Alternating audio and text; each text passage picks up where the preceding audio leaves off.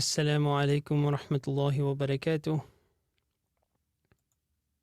وعليكم السلام ورحمة الله وبركاته. Was Maulana Zakaria here? Yes, Manana, but he left Nana like 2 minutes ago. Okay. نعم. طيب. بسم الله الرحمن الرحيم الحمد لله رب العالمين والعاقبة للمتقين والجنة للموحدين ولا عدوان إلا على الظالمين والصلاة والسلام على أشرف الأنبياء والمرسلين سيدنا ونبينا ومولانا محمد وعلى آله وصحبه أجمعين. رب اشرح لي صدري ويسر لي أمري واحلل عقدة من لساني يفقه قولي. سبحانك لا علم لنا إلا ما علمتنا إنك أنت العليم الحكيم. اللهم علمنا ما ينفعنا وزدنا علما آمين برحمتك يا أرحم الراحمين. All praise and thanks are due solely to Allah subhanahu wa ta'ala. Choices, peace, blessings and salutations upon our master and exemplar Nabi Muhammad sallallahu alayhi wa sallam.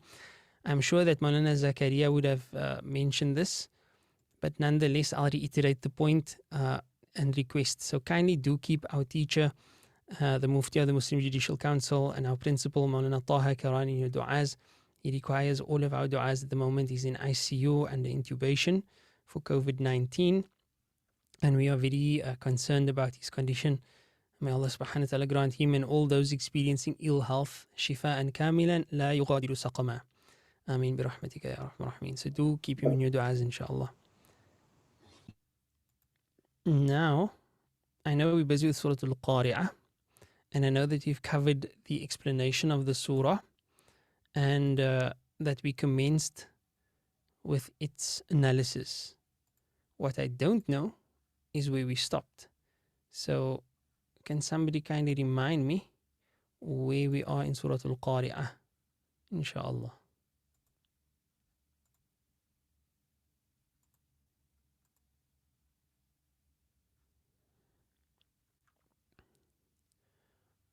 Where in the analysis did we stop?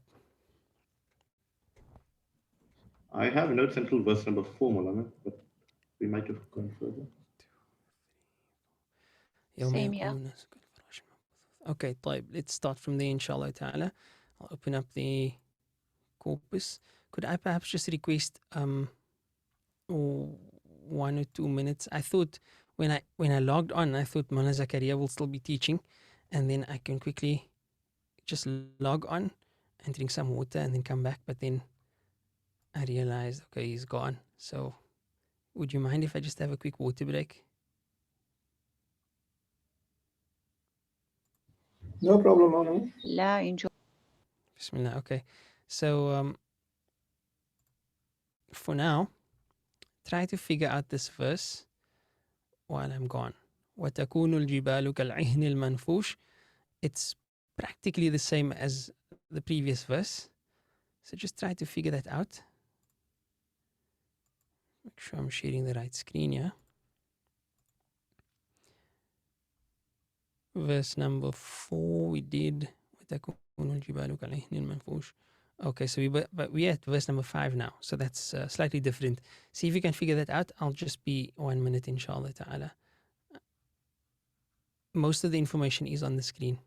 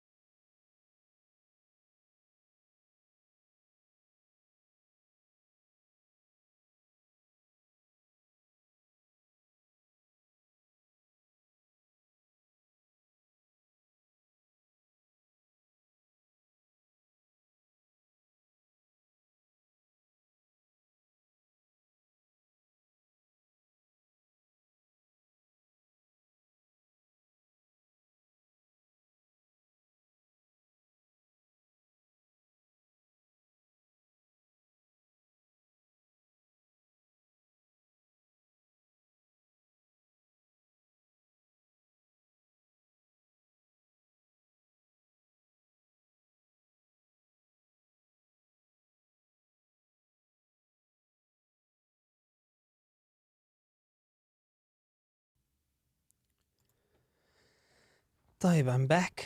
Bismillah. So, verse number 5. أعوذ بالله من الشيطان الرجيم. بسم الله الرحمن الرحيم. فأما من ثقلت موازينه. فأما. Fa استئنافية just begins the sentence. We also call it fa al-atf. Amma, فأما, so amma, that which. So that which. Min. Man. As for that which, the one who, ثقلت. ثقلت is a fi'al. It's a fi'al madi. And of course, when we have a fi'al, we look for the fa'il. We look on top, we don't see it there. We look to the left, we see the word in halatu raf. Mawazinu. There is your word in halatu raf. So mawazin, plural of the word mizan, is the fi'al of thaqulat. As for the one whose scales, mawazinuhu, his scales. As for the one his or her scales, thaqulat, are heavy, meaning they are heavy with good deeds. Not they get on the bathroom scale and then it's heavy. They get a heavy scale of good deeds. Then fa. The answer is fahuwa fi, so he will be or she will be aishatin radiya, in a life of pleasure. I'm going to backtrack a little bit. If you go to the previous ayah again, something I skipped was the man. Number 5. Yeah, man. فَأَمَّا مَنْ ثَقُلَتْ مَوَازِينُهُ. So as for the one who ثَقُلَتْ مَوَازِينُهُ, his or her scales are heavy, the man here is just analyzed as ismu shart. It is just giving a condition. So when you're dealing with a shart construction requires the instrument, right? In shartiyya, in this case it's man. So there's a particular word that shows, okay, this is a shart, there's a condition here. If this, then that. Or as for this, then it's that. So you have your shart, and then you have your jawabu shart, the answer to the condition.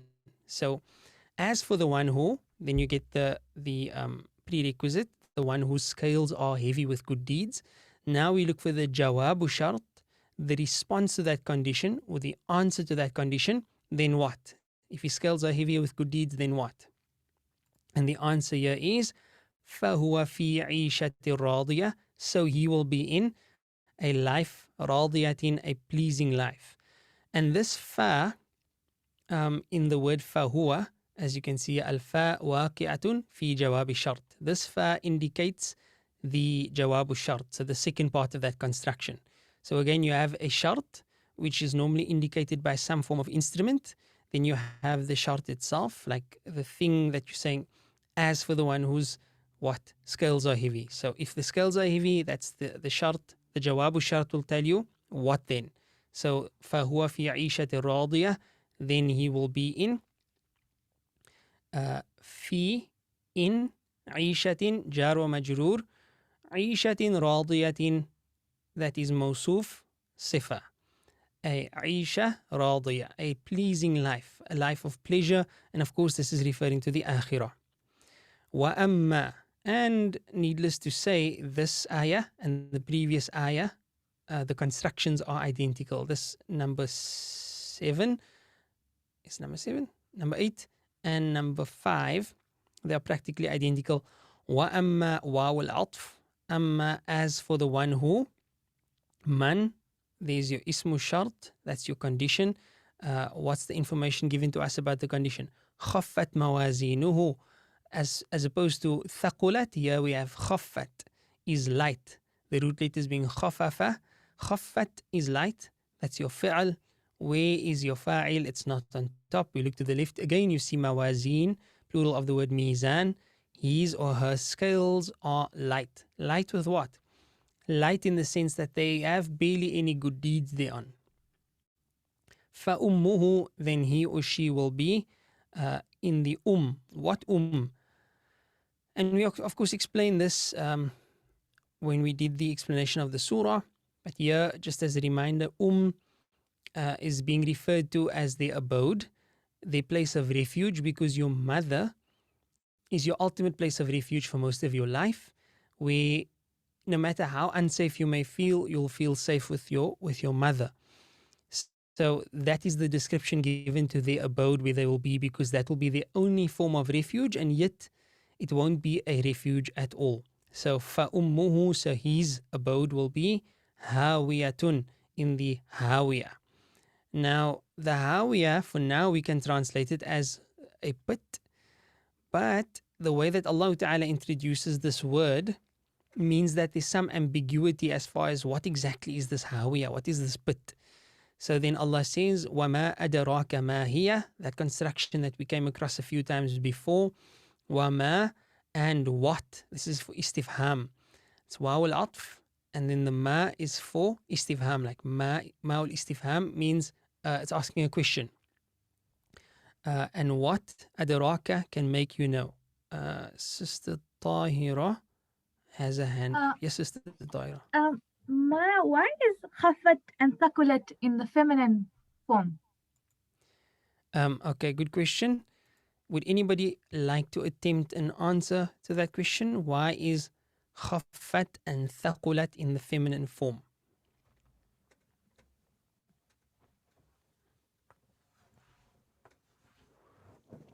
Anyone? Is scales feminine plural? No, Scales feminine say. plural, right? Okay, we've got one. Yes, I heard a lady's voice as well. Bismillah. So I was saying the same thing that Irshad was saying, but it didn't look, scales doesn't look feminine to me unless it's deemed feminine. So that's why I wasn't. Well, it depends on how the scale really looks. If it's pink scales or if it has glitter on it and stuff like that. No, Maulana, if it's an inanimate thing, then the plural of that becomes feminine. There we go. Shukran so much. So all of you are right. All of those who responded are correct. The word mawazin, there we go. Here we go. So khaffat mawazin and thaqulat mawazin. Mizan is your original word. Mizan means a scale. It's an inanimate object. You have the plural of the word mizan, which is mawazin. So that is jam ghayr aqil. The plural of an inanimate thing is treated as a feminine word. The plural of an inanimate thing is treated as a feminine word. What's that called in Arabic? I just said it. Jam'a muthanna. No, I just said it like a moment ago. Jam what? Mu'annath. Jam ghayr aqil. Jam ghayr aqil.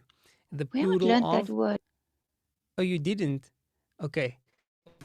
Just the concept, not the actual definition, title of it. Of course you did. I'm sure you haven't opened up your Nahu books now, it will be right there.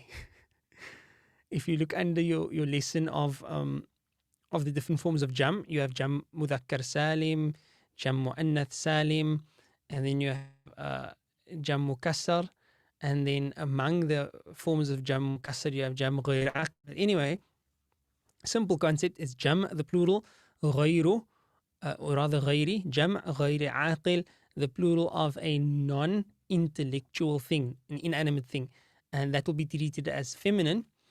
And that is why the word khaffat and thaqulat happen to be in the feminine form. طيب. So, فَأُمُّهُ هَاوِيَةٌ.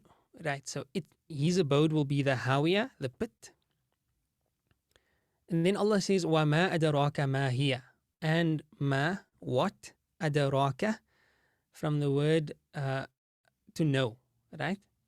Adri. You say in Arabic, we don't say la a'lamu. Often when we're learning to speak Arabic, then we use the wrong words. It's the right words in terms of meaning, and this is why you'll hardly find me speaking Arabic. I should just break it, but anyway, the thing is when you use conversational Arabic, it's different to your reading and your understanding in a text, because there are certain words that are utilized in conversation for whatever reason over other words which are synonyms. So for example, to know, you can have a'lamu, you can have Is that you by me? Or is that? I think it's my neighbors. Sorry if you can hear that.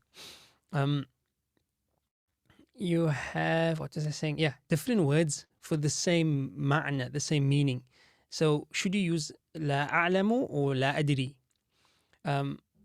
So essentially the answer is la adri, but why? I can't really explain why you should use adri and not a'lam, except to say that there are certain nuances of meaning in the word adri which are not present in the word ilm or a'lam.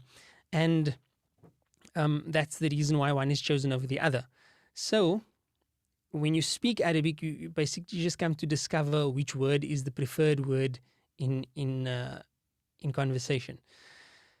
So adara means the same thing, to know, but on the fourth bab, which now is to make know. Wama adara, what can make know? Adaraka, what can make you know? Ma hiya, what can make you know what it is? What is the essence of it? Right? So this expression is, as we said, I think it was in this class that I did Surah Al-Qadr, but it's to show, what on earth can make you understand and perceive the reality of this thing. It's beyond it's beyond what you've been exposed to. Like Allah says, وَمَا أَدْرَاكَ مَا لَيْلَةُ الْقَدْرِ. What can possibly make you know what Laylatul Qadr is? It's not something that exists within your scope of knowledge. So how do I make you understand what this thing is? Because it's beyond your scope. And then Allah doesn't tell us what Laylatul Qadr is. He tells us what it is better than. He says, okay, you know about time, right? So you know 1,000 months. Well, it is better than 1,000 months. He doesn't tell us exactly what it is because we won't be able to perceive, the description of its exact nature. So he just gives us a similitude and says, well, it's better than 1,000 months. So similarly, yeah, what can possibly make you know what the Hawiyah is? The Hawiyah is, and then the answer is, Narun Hamiyah. It is a fire, and here's something hidden here. Huwa narun hamiyah, or hiya narun hamiyatun. Nar. Why is narun? If this is mawsuf sifa, which it is, right? Narun is your mawsuf, hamiyatun is your sifa. So we're looking for the rules gender encasing number definiteness. What do you see about the gender here? It appears that narun doesn't have a ta marbuta and hamiyatun does have a ta marbuta. Is there a problem with the compatibility of the gender? No, Maulana, that is Maulana. considered female. Because nar is considered female. Excellent. And this type of jam is called what? Sorry, this type of mu'annath is called what?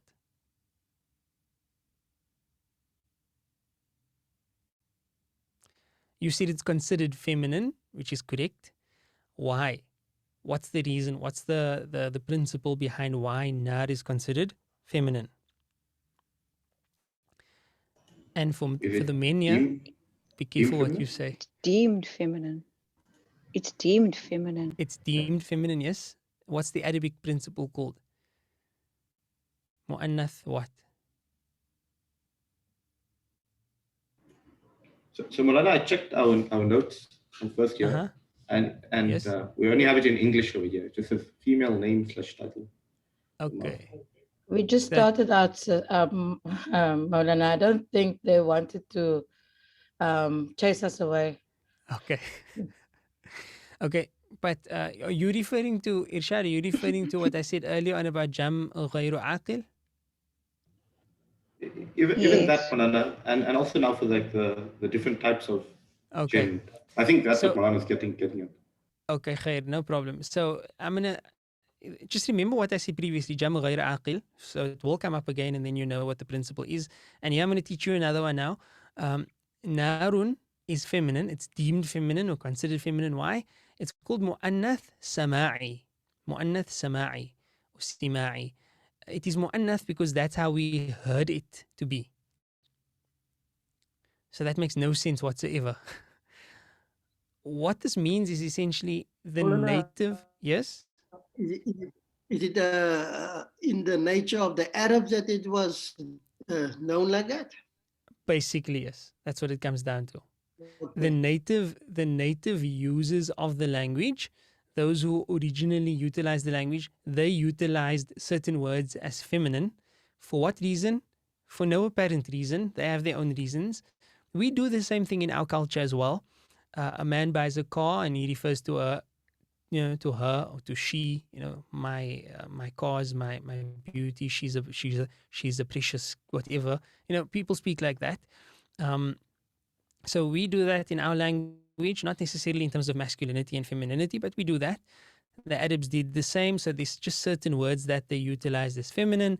Nar happens to be one of them. So it's mu'annath sama'i. You wouldn't really know this without being informed of it or looking into a dictionary. It's not something you can just figure out, right? But as you go along, so you've done this with the word nar already, but as you go along in your studies, you will come to discover that there are other words as well, right? And you just basically add to your list of words that you know to be feminine. Why are they feminine? Mu'annath sama'i, because that's how the native users of the language treated them. So narun hamiyatun, gender is there, encasing is already there, narun hamiyatun, number is already there, it's both singular, and then definiteness, they are both indefinite. So, وَمَا أَدْرَاكَ مَا هِيَ نَارٌ حَامِيَةٌ. Are there any questions about this, about the Arabic? Bismillah.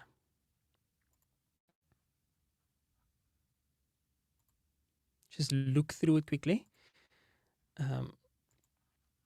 While you're looking through it for your questions, I will just do a quick revision of the explanation of the verses so that we can conclude on that. And in the next dars, inshallah, we will discuss Surah Al-Asr, which I'm very excited for as well, because it is one of the most comprehensive passages in the entire Quran, Surah Al-Asr.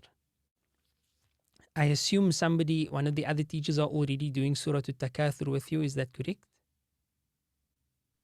Yes, Maulana Yazid. Okay. Surah Al-Takathur is also one of my favorite surah, one of my favorite short surah, because of how beautifully it deals with the concept of hedonism, materialism, the hedonic treadmill. It's Ajib surah. But Surah Al-Asr is very, very impactful. It's, as I said, one of the most comprehensive passages of the entire Quran. One of the shortest surahs as well. But as Imam Shafi'i said, had this been the only surah to be revealed, Surah Al-Asr, it would have sufficed us. I think I've given, I don't know, I can't count the number of khutab that I've given that was based on Surah Al-Asr alone. So anyway, are there any questions regarding the Arabic of Surah Al-Qariah? If not, then I'll go quickly to the revision of Surah Al-Qari'ah, the explanation thereof, inshallah. You see my screen at the moment? No. Let's do this. Bismillah. There we go. So this is from Ma'arif al-Quran. If I haven't mentioned it before, it's a very nice, contemporary, yet traditional tafsir in the English language. I think it was translated from Urdu. I speak under correction. But the benefit of this, as opposed to something like Tafsir ibn Kathir, is that it's not one of the classical works. So it can draw from several classical works. And thus you get an overview of the message from various works of tafsir. And it's quite well structured. Most of the prints are the one that you see the PDF of. Unfortunately, it's not a very good print. So even if you buy the hard copy of the book, I haven't seen a really good print of it. The print that I have, I think it's about 8 to 10 volumes. But it's worthwhile getting if you're wanting to increase your tafsir collection. As an Arabic student, you're generally going to start out with an English tafsir or two. I'd recommend Tafsir ibn Kathir if you don't have it. 10 volumes, excellent work to get. And this one as well, right? Others that you may consider getting is في ظلال القرآن, in the shade of the Quran, by Sayyid Qutb. That's also quite voluminous, and there you'd find a better print of it, inshallah ta'ala. طيب. Bismillah. So, Surah Qariah, the striking event. What is the striking event? And what may let you know what the striking event is? It will happen on a day when people will be like scattered moths, and the mountains will be like carded wool. Then the one whose scales of good deeds are heavy will be in a happy life, but he whose scales are light, his abode will be abyss. And what may let you know what that abyss is? A blazing fire. Human deeds, good or bad, will be weighed. This surah mentions the weighing of human deeds.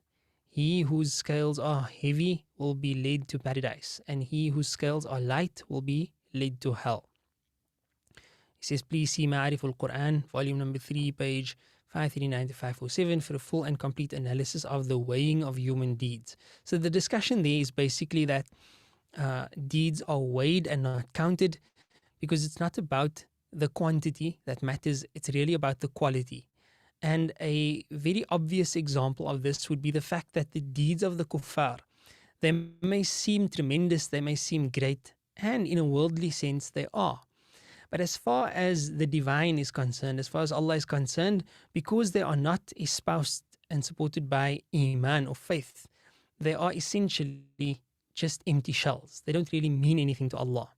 As opposed to the deed that is done by a believer that may seem insignificant and may seem small.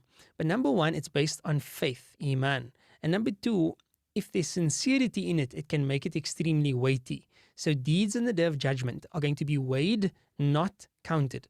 And that's a very important thing to remember as far as our what's this thing called?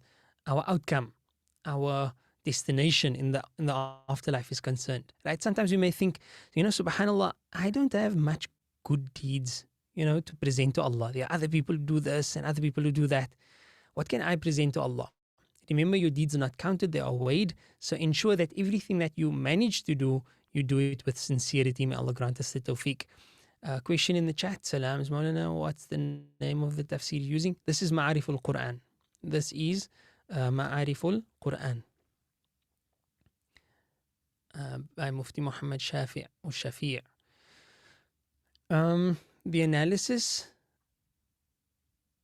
The analysis also allays the doubts raised against the concept of weighing of deeds. So that's a discussion that takes place in this particular tafsir in volume number 3. We have also explained that that it appears from reconciliation of conflicting narrations and Quranic verses that the weighing on the plains of resurrection will take place twice. The first weighing will be to separate the believers from the non-believers. Anyone whose book of deeds is put on the scale and contains the belief iman will be heavy, and the scale of anyone whose ledger of deeds does not contain iman will be light. At this stage, the believers will be separated from the non-believers. Weighing on the second time will be to distinguish between good and evil deeds of the believers. The reference in the present surah is probably to the first weighing, in which the scale of every believer will be heavy regardless of his other deeds, while the scale of an unbeliever will be light, even though he might have performed some good acts. So in summary, there'll be two weighing ups. The first weighing is iman versus kufr. So if you have iman, then your scale is going to be heavy. And then the second weighing is among the believers whose scales are the heaviest, right? Where your good deeds either outweigh your bad deeds or they don't outweigh your bad deeds. It is explained in Madhari, this is another tafsir work, that the Holy Quran generally contrasts the unbelievers and righteous believers when speaking of retribution, reward or punishment, because the latter are the perfect believers. As for the believers who have performed righteous as well as unrighteous deeds, the Quran is generally silent on this issue. However, so this is those who mix good and bad deeds, right? This would technically be us. We often commit sin, we mix good and bad deeds. However, the principle may be noted that on the Day of Judgment, human needs will not be counted but weighed. Fewer good deeds with high degree of faith and sincerity and in accordance with the Sunnah will be heavier than many good deeds, prayer, fasting, charity and pilgrimage with a lesser degree of faith and sincerity or not completely in accordance with the Sunnah. So that's basically the commentary that he gives on this particular surah. The surah doesn't have a hidden meaning. It's not ambiguous in its meaning. It's a very clear surah. And the lessons that can be taken from it is profound because it's a reminder. It's an eschatological reminder. It's a reminder of death and what comes after death. That's the theme that the surah deals with. It's a very impactful surah, very picturesque surah. And it again gives you this juxtaposition of righteousness and evil. Very importantly, the idea of deeds being weighed means that we as believers take note of the hadith of the Prophet ﷺ. لا تحقرن من المعروف شيئا ولو أن تلقى أخاك بوجه طلق. Do not underestimate any good act, even if it be smiling in the face of your brother or sister. Now, what do I mean by this? Why am I quoting this? Because if deeds are weighed, and they are weighed based on two things, your iman, that's your prerequisite, and your sincerity, then that means that we cannot ever be in a position to say, why are you making such a big deal about smiling? Why are you making such a big deal about clothing? Why are you making such a big deal about this and that? Yes, in relation to other deeds, they may be less important. But if an individual person decides to, adopt a particular practice in their life that to you and I may seem insignificant, we should not, for the very least, we should not لا تحقرن من المعروف. We shouldn't consider that as, we shouldn't mock at it, number one. We shouldn't hold it to be silly, right? Or backward, subhanAllah. So somebody makes a very big deal of niqab or beard or siwak, one of these practices that one may say, that's not so important. What's important is this. What's important is that. Your akhlaq, etc., etc. You may be right in terms of what's more important and what's less important, but that does not mean we should ever look down upon what may appear as minor deeds, because the reality is deeds are weighed. And if any person should hold on to one particular practice because they so choose, then their practice, if based on sincerity, could in actual fact outweigh your practice, which is technically more important. So this is the conundrum of sincerity. It's something that only Allah subhanahu wa ta'ala knows, only Allah ta'ala judges, and it's not for you and I to decide what is sincere and what is insincere. Are there greater issues at play? Yes, there are greater issues at play. There will always be greater issues at play. But be careful of this idea of, somebody highlights one important issue, and then we say, well, no, that's not as important. How about this issue? How about that issue? For example, the Palestinian thing. So the Palestinian issue is important. Why do we sometimes feel the urge, or why do some people sometimes feel the urge that when the Palestinian issue is brought up, then somebody else will say, but, you're talking about Palestine, what about the Cape Flats? You're talking about Palestine, what about Yemen?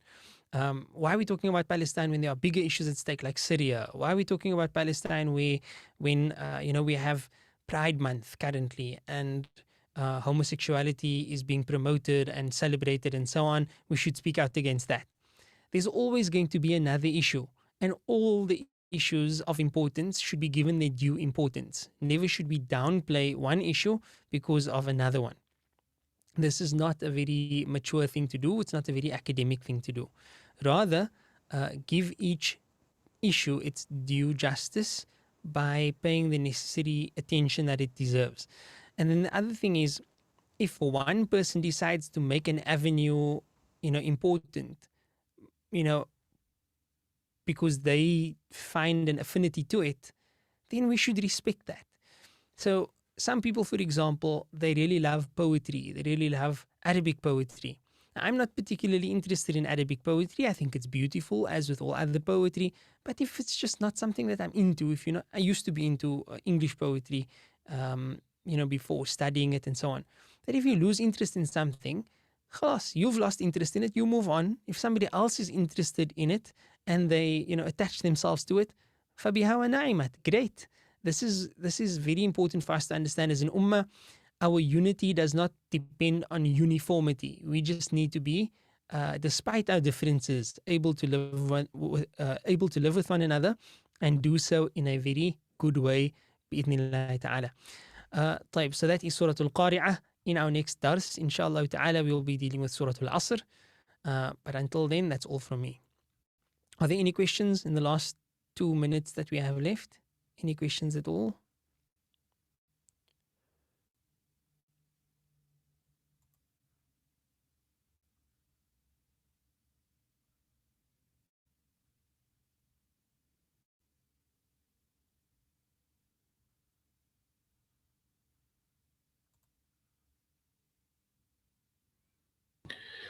Assalamu alaikum, Maulana.